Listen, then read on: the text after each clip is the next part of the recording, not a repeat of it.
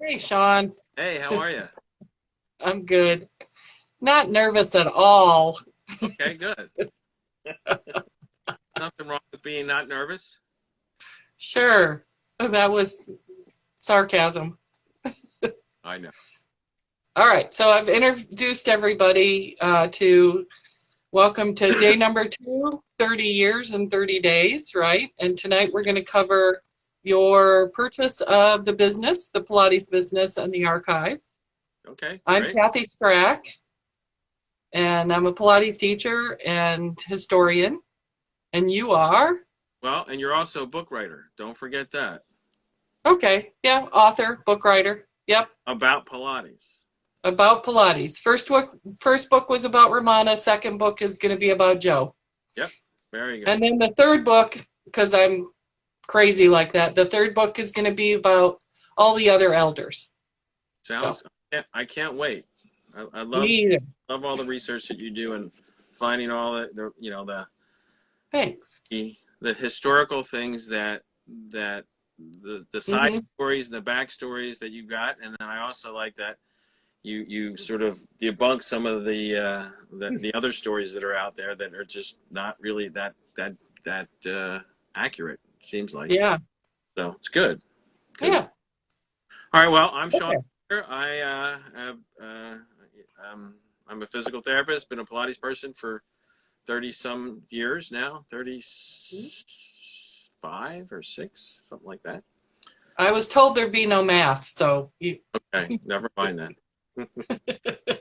No, and I'm the fifth owner of Joe's original studio business, and and I worked with Romana for over, let me see, about 13 years.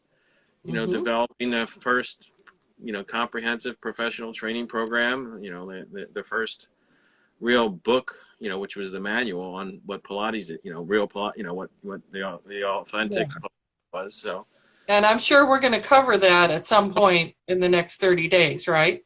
that's that's coming, but Yeah. that's sort of that's my history because a lot of people here I know, but ones I don't, that's who I am. Good. So we can talk about you have questions for me, I think, right?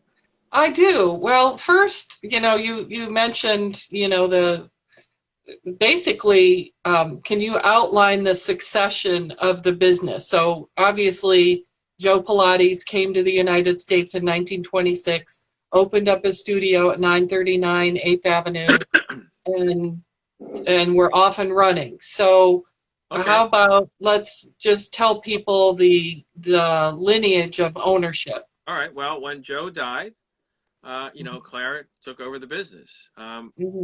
When for a long time we didn't know there was a will, and thanks to you, we do know there was a will. So that's Yep.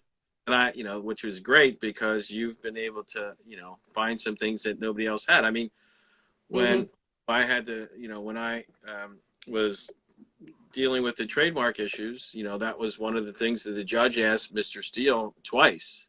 And he was like, there's no will, even though he's the one who signed off all the papers. So that says a Yep. lot, right? I'm not going to go any Yeah. farther. But that got being said now. So Joe died, went to Clara. And Right. then in 1970, I think it was. I'm not sure that it's either 70 or 71, but I think it was 70. Hmm. She sold the business to a group of investors, and it was called 939 Corp. And she was Right. the was she was and I have that document. It wasn't signed, but Mr. Steele, who was the lawyer at the time during the court case, assured the Hmm. judge that, that it had been signed, and it was so that shows the providence. So Right. And the investors were clients of Joe and Clara. Some of them were famous people, right, right? yep. Yeah. So there was Okay.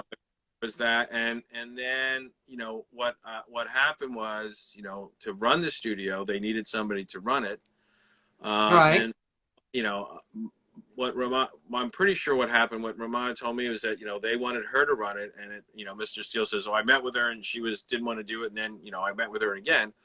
Well, I don't think he ever liked her because the second time she basically said, "If you want me to do it, I need half the business." So they had to give her half Right. the business for her to agree to do that. And Right. it's interesting because you see people, make these comments about that, but you know, she was a single mom, Mm-hmm. right, with 2 kids, and it was like, you want me to do this? I'm not going to do it just for a salary. You know, you're asking me to do these things, and she was being Right. to me an astute businesswoman, and you know, he's calling her a diva because she was, you know, she was Yeah. basically trying to, you know, be a good business person. You know, Right. his Well, and that's an important point too.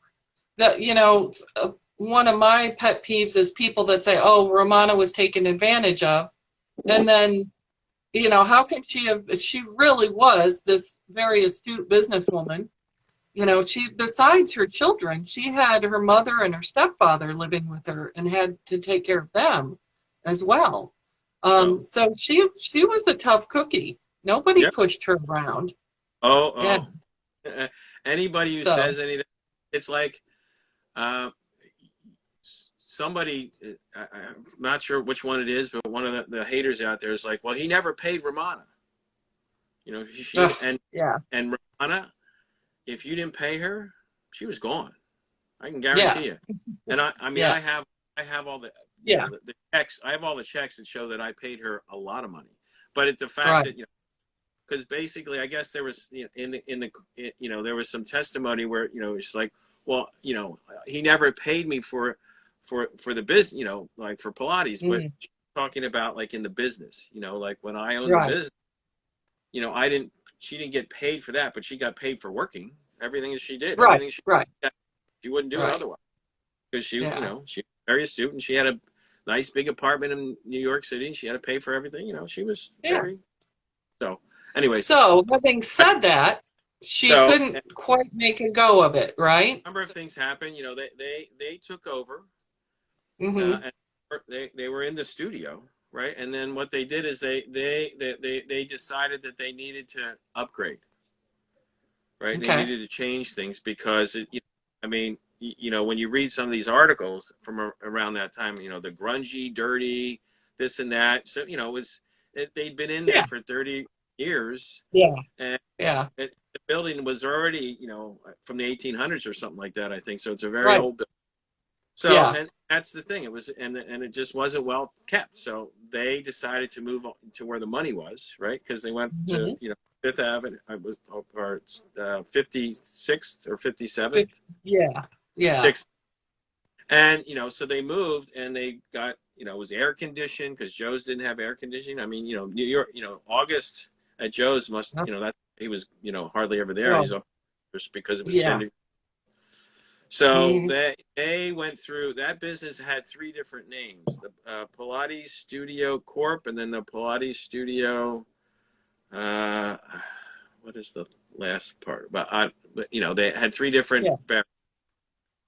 Okay. And they tried over the years. I mean, in the beginning, I have a letter from Mr. Steele basically saying how great Romana was, and she was bringing everybody in and doing all this great stuff, even though he says the opposite in his book.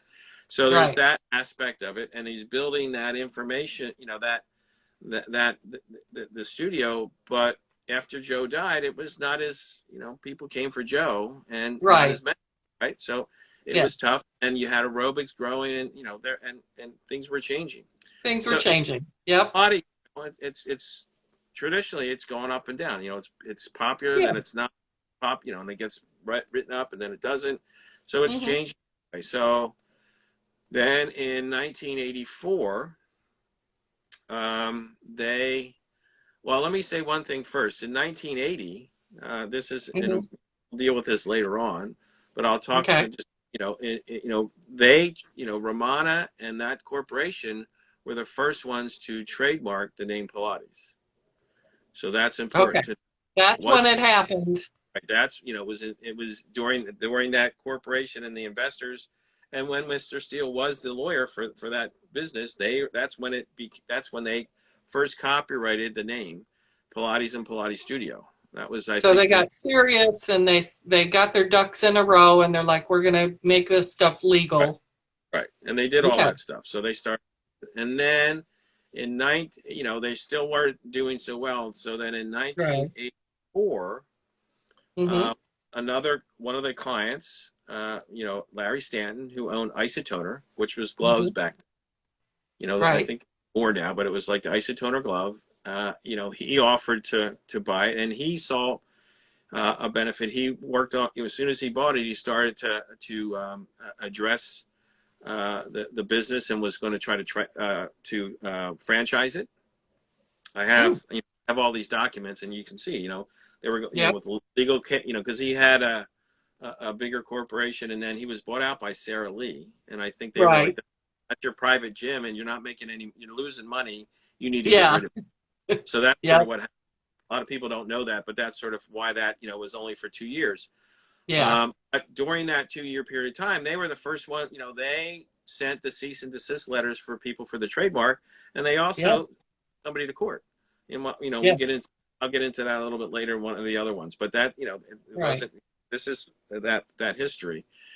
And so then in 1986, he was going to sell it. So Wee Tai Home, a Japanese fellow who was also a client, bought the business, and everything that goes with it.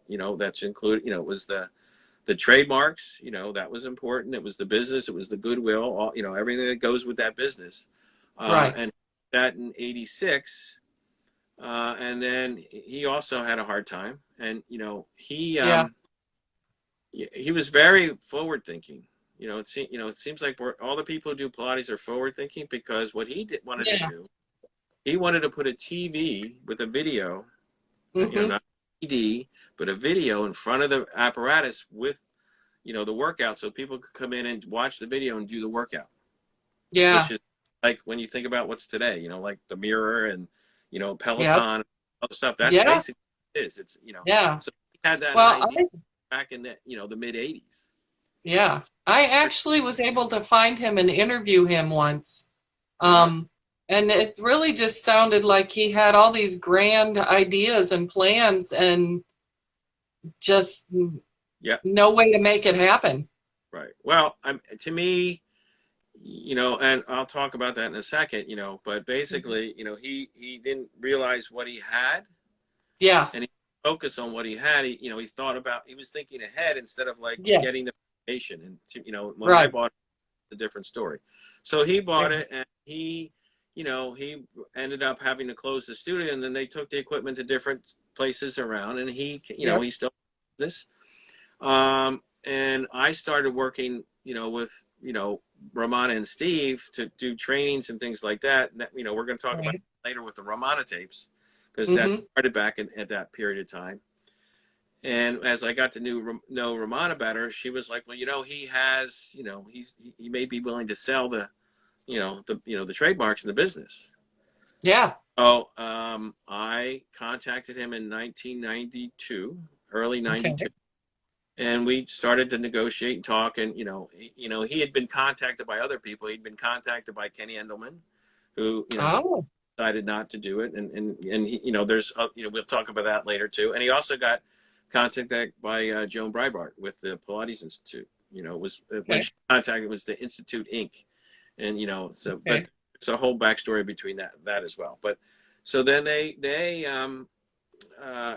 he didn't sell it to them, and we negotiated. We went back and forth and talked about different things, and I I'd not met him, and I'd heard about him.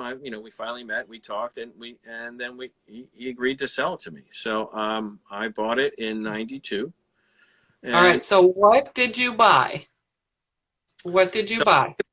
I bought, and was posted on the pictures for today's thing, right? What I bought, I bought the business and all the goodwill, and everything goes with it. Everything goes, when you buy a business, you're not just buying furniture, you're buying everything that business did, right? And it has, everything that you do as a business has a certain value to it. And one of the things that I bought the trademarks, and the trademarks I bought were Pilates and the Pilates Studio, and they were for exercise instruction, right? And they were federally, right? Now, I see some people, say this. They keep saying this. It's been 20 years, and that's what the other side was saying. I fraudulently, and I did this, and I tried to trademark Pilates. I didn't trademark it. I bought a trademark. It was a federally registered trademark. 2 of them that I bought, and you buy a registered trademark, you have to protect it, so that's one of the things I started to do right away. But I bought the trademark, But the other thing that trademark is one, part of law. When Right. there's the patent and trademark office, and then there's the copyright office. They're not the same, right? So they're different. Right. And the other thing that I noticed was the archives, right? And so, there was some apparatus, little things in this, like I got the finger exerciser and the neck exerciser and the pinwheel and, a foot corrector, a bunch of different things, not big apparatus, because that had been, taken to other studios. And by that time they had, he didn't really own them. He'd sold them to Drago or this or that. So it was, Yeah. I didn't get all the equipment that came with it, but I wasn't necessarily interested. If they had it would have been great. I was interested in the business and really the trademarks and the archives. Yeah. Matter of fact, I get this all the time. People's like, he threw away 80% of the archives. Well, I didn't. But what people don't understand is, when I got the archives, it wasn't like thousands of boxes, right? It was like 6 boxes of stuff. Okay. 4 of those boxes were full of old patient cards. They're client cards. Now, in hindsight, I'm kicking myself in the butt all the time, because I did get rid of them, because I had all these boxes. I was like, these are people that, this is from the 20s on. And it was like, these people on. So because at the time I wasn't, historical wise. Yeah. When you buy something, you're like, oh, that's old files. I don't need that. They're gone. Yeah. Who wants somebody's old workout cards? So that's, that's what I got rid of. And originally, I thought I had also thrown away the sign-in books, but years later, I had all these. I went and I had boxes full of photos, that they had, and those bottom that box. So I didn't realize. I thought I'd thrown them away, but or gotten rid of them, but I hadn't. So I still have those. Right. And then I have all the there's hundreds and hundreds of negatives, right? The original negatives for these photos, for everything that Joe had on his wall, right, was not. This is where we get into copyright, and we'll talk about that later as well. But it wasn't published. It's like if you take a picture and you put it on the wall, that's not publishing. And especially what people don't understand is there's the 1909 copyright law and the 1976. Well, everybody, the 76 rules and regulations and everything are much different than the 1909. So everybody nowadays thinks that, if you have copyright, they're going to follow that law, but it doesn't work that way. You have to follow the law of when that happened. So there's differences there. And I saved some of those cards, so we know what they look like, and I have some of them, but I don't have them all. So you have a sampling of them. And then I got, all the pictures, pretty much, of the clients that signed and everything. I have all those. I have, besides the negatives, there's blueprints. Right. I have the original manuscripts, for your health. Hold on, let me see if I have it here. I do. I'll show you real quick. Okay. We're geeking out here. Can you see it if I do? No, you got to tilt it a little. It looks there we go. Kind of, sort of. Well, it says, Your health, a corrective system of exercise that revolutionizes the entire field of physical education by Joseph H. Pilates. And, it's all, old typewriter, it's a manuscript. Yeah. So I have the original. I have same thing that says for Return to Life.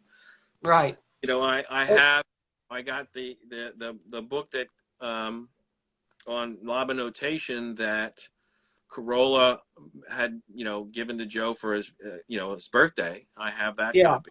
I have the original. There's other copies. We'll probably talk about that at some other point. So I have all that's Elaine says, thank goodness that you bought the business and saved all this stuff. Well, don't focus on what you threw away. Focus on what you still have, which is amazing. one of the things that when I bought all this stuff, right? Uh-huh. One of the things, I talked about this last night. I got off the apparatus. I said, why isn't this everywhere? If I ever get a Hmm. chance, I'm going to, if I can do this, I'm going to buy it and do something with this. And, Yeah. part of what that is that, there was a responsibility. And, talking with Ramona, knowing, what was done before me. So, what I did was I just continued what was being done, what had been done before I had bought it. And Hmm. buying that business wasn't just, a trademark. It was, all that information and everything that went with it, and trying to, and at the end, Joe was trying to, that foundation, that one of the foundations that they started was basically going to, about building a school and training. Yeah. That just Yeah. didn't happen. So, Right. make dreams, Joe's dreams come alive. One of the first things I did was, make a training manual right away. Yeah. And, I bought it in, halfway through 92. By 93, I had a manual done. Yeah. We're going to talk about that coming up soon. Yep. That process. But, and I went to LA and I started opening, Yeah. training centers around the country, because that was the goal. And that's what I did right away. Right. And Sharing Joe's work, his life work. Yeah. And I also, having a trademark, I was able to protect it. That's what I was doing, is because Right. Joe wanted his system on every corner, right? Or whatever, Yeah. quote. Every school, every, home. Difference is today it's everywhere, but it's his system is not, his name is. Right. Right. Yeah. And anything goes Pilates. So you can use Pilates and teach anything, and it has not, and I've seen people not teaching anything that Joe taught, calling it Pilates. That's Yeah. not what I wanted. And even, and if you talk to anybody who knew him, even Mr. Steele says that, if Joe was alive today, he'd not be happy, because that's not what he was looking for. And that's not what he's doing.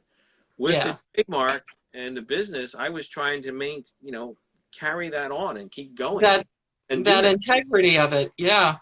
No, well, it was always about, maintaining the quality and integrity of the work. That was the foundation of what I was trying to do with the Pilates Inc. and the Pilates business when I bought it. Yeah. And, Yeah.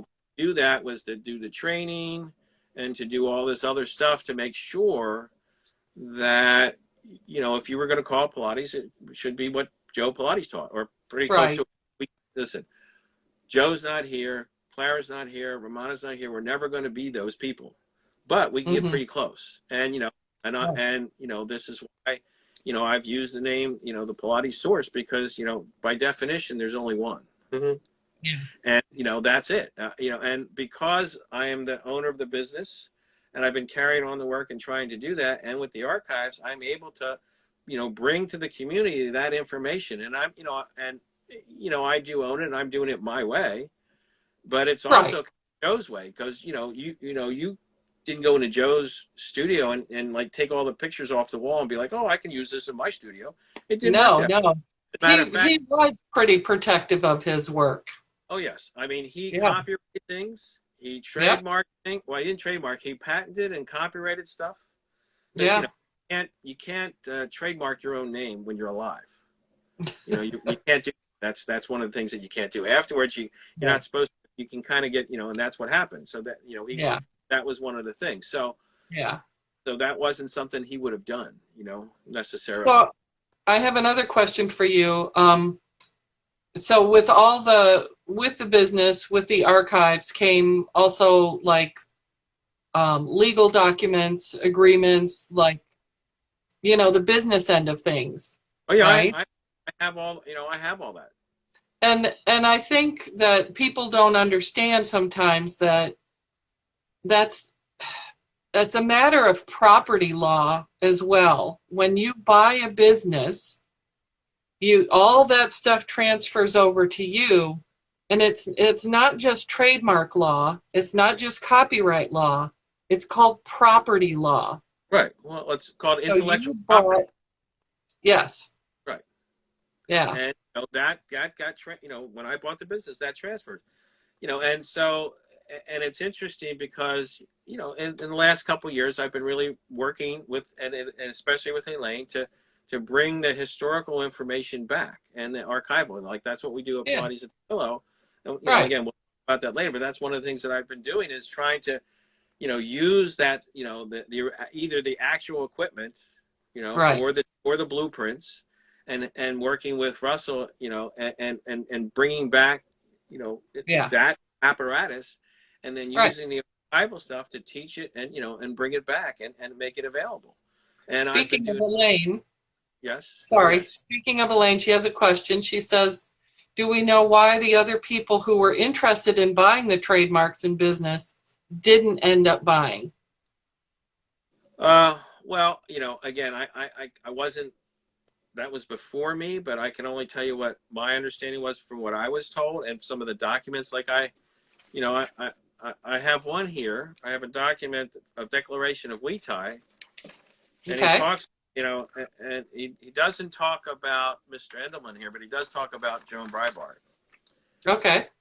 So, and it was, let me see if I can find something here. In 1991, Joan Breitbart contacted me at my home on numerous occasions in an effort to purchase the Pilates marks from me. Miss Breitbart told me that she did not know where I resided and had spent a lot of time and gone through a lot of trouble to locate me. And then in parentheses, he puts, my telephone number was unlisted and Miss Breitbart did not know where I worked. After numerous calls with Miss Breitbart, I finally agreed to have my associate meet with Miss Breitbart during her visit to New York City. My associate, Miss Breitbart, met at the Mayfair Hotel. Miss Breitbart hoped that a personal meeting might instigate the sale of the Pilates marks to her. Miss Wow. Breitbart was not interested in a social meeting. She wanted the Pilates marks. She had her own ambitions and plans, but she needed the one last remaining link, the Pilates marks. Otherwise, she knew that if she went ahead and marketed the exercise under Pilates marks, she would have to be accountable to me. Thus, she wanted the Pilates marks for her own.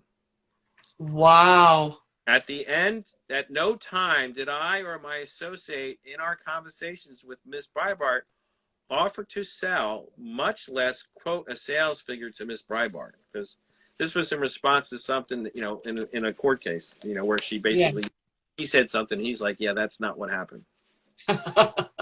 I would not sell the Pilates mark to Miss Breitbart because she did not practice the authorized and correct exercise system provided under the Pilates name. I also did not agree with the way Miss Breitbart conducted her exercise business, which she apparently at the time operated under the name and trademark Institute Inc. When I refused to sell the marks to her, Miss Breitbart told me that, in parentheses, she would wait until the trademark registrations expired and would then freely use the marks. Miss Breitbart was angry and rude. No respect. No respect. And the people, that tried to buy it, they weren't doing it, they were doing it for one reason, and that was to make money. Uh-oh. And do things like that. Because what we'll talk about this when we talk about stamina, is that what Miss Breitbart did, what most people don't know, is that she was working to get the home reformer made by manufacturers. And she never told them that there was a trademark. And like last minute, right before they were going to sign the contract, she said something to them, and guess what? They called me, and they dumped her. Came to me because they wanted to use the name Pilates, and she didn't own it. So then they came to me, and that's when I started working with stamina, and we'll talk more about that as well. But that's the thing. So that was, and what Wetai told me is that, he didn't like the way Kenny was doing business and what he was doing. So, and so he didn't sell it to him. Mm-hmm. So that's why, Elaine. So I got something special in the mail today. Okay. Do tell. Pilates at the Pillow. Now trademarked. Wow. I put an application in, for Pilates at the Pillow, because that's our special conference, and that's kind of fun, It is neat. It's a little treat. Elaine says it sounds like Wetai chose you over other people. He must have instinctively known, that Well, I mean, we talked and I told him what I wanted to do and what I Yeah, wanted. When we tie started it. I didn't start the training program. We tie did. right, But what we tie did is what he'd gotten done was the basic, right? And a lot of a number of people did that training, the Taylor sisters and some other people, and I have their certificate. It was a right, basic training. It was not right. comprehensive.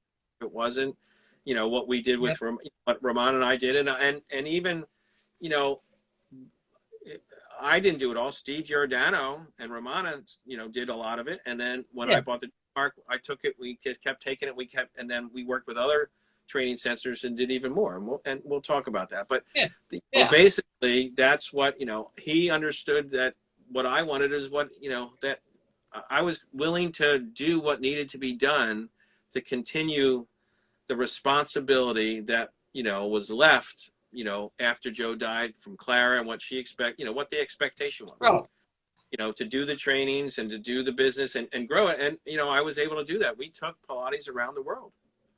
Which also brings us back to Pilates at the Pillow, right? That's what the Pillow workshops are. Well, Mary asked if you could recreate around the clock, please. Apparently, Mary's not seen see that this. right there, Mary? That poster is available on That my, poster is around the that's, clock. it's around the clock. It's there. Yeah, You can buy it right now. yeah. At the Etsy store, Pilates posters. All right. Well, thanks, Kathy. Appreciate it. Well, let's talk about tomorrow real quick. So tomorrow, I believe at 2:30 is you and Elaine discussing the Romana tapes. Yep. Oh, so Elaine says that Mary was saying a real clock. Oh, That's in the works. It's in the pipe. okay. And I can't say much yet, but I'm working on with to get something made, and I Okay. haven't prototype yet. If I get the prototype and it's good, I'm going to go with it. So hopefully, if that happens sometime in the next couple months, like 2 or 3 months, it'll happen. Nice. One does, and if that doesn't, I'll probably do it somewhere else. So Okay. Good question, Mary. yeah, thanks, Okay. Mary. All right, thanks All everybody. right. Thanks Thank for you, everybody. I hope I answered Um, all your. yep. We'll see All you tomorrow. right, see you guys tomorrow. Join All in. right. Bye. Appreciate it. Bye bye.